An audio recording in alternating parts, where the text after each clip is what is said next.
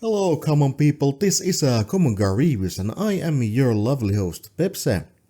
Last Friday I didn't upload anything because of the Godzilla X Kong, but now we are back on this designated day, so let's feast on some 80s horror, shall we? Oh, and spoilers incoming, so if you want to watch this by yourself, go do it now you champ, I'll wait you right here. Night of the Creeps is 1986 science fiction horror comedy film written and directed by Fred Dekker. In his feature directorial debut, film stars Jason Lively, Jill Whitlow and Tom Atkins. It's a B-movie goodness, taking an overall ridiculous plot and putting it into perspective of a bunch of teenagers getting ready for the prom in their high school life. We start this movie when an alien is chased by its crewmates. It shoots something out from the ship towards Earth. We stumble across the very familiar scene of teenagers making out at the smooching point when a shooting star is seen. Out of curiosity, couple is chasing after it. Man disappears into the woods looking for the strange thing. Meanwhile, his girlfriend is attacked by the escaped lunatic from the mental asylum and guy in the forest gets some kind of slug jumping into his mouth. We cut into the present, 27 years later, where college student Chris Romero is sad over the lost love. His best friend, J.C. Hooper, who is a disabled person, hops next to him with his walking sticks. Young love is fast and it's hard. Chris sees a girl that he instantly falls in love with and is determined to get her name. Sadly, it shows that this girl is a part of the fraternity, so now Chris and J.C. need to get into one to get to the girl.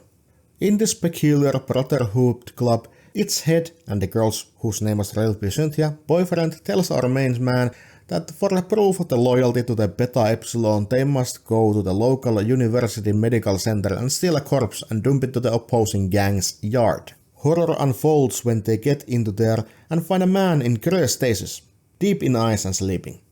The same man we saw heading into the woods at the beginning.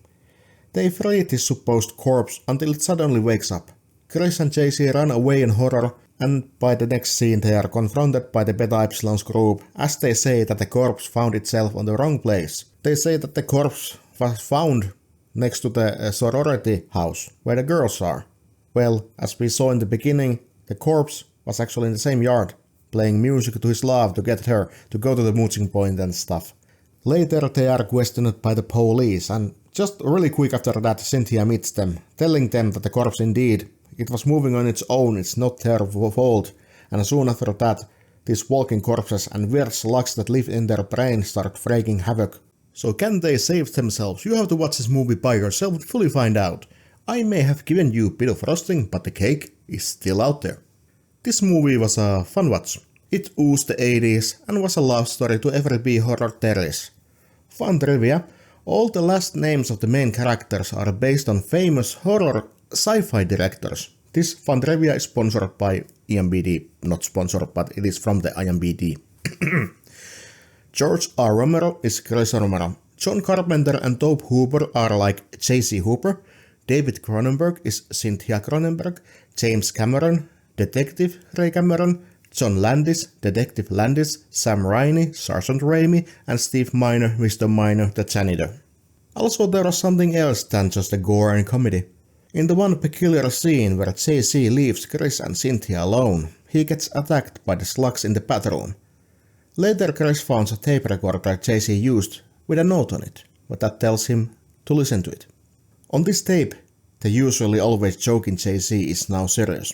He tells Chris that the things Cynthia told were real, and he was attacked by those weird slugs. He tells Chris that he can feel the slugs in his brain, and that he has no pulse. He is dead. Also he says that he walks on his two legs, something he shouldn't be able to do. Speech ends and JC's voice turns into growling and hissing, and the tape stops. That was quite horrifying and serious scene in otherwise so light-hearted movie that is trying to make you laugh all the time. I really recommend to you to watch this movie, to get the same vibe for yourself. It was a good movie, I really enjoyed it. I got a recommendation from a stranger that I happened to talk with on the internet. Thanks to him, I am now one great movie experience richer. Movie carried itself as it should. Funny deaths, epic one-liners, laughs and some serious moments to amplify the other elements. That's how it should be. This was my review about the Night of the Creeps. This was Common Guy Reviews and I am still your lovely host Pepse. And I'll see you in the next review. Goodbye.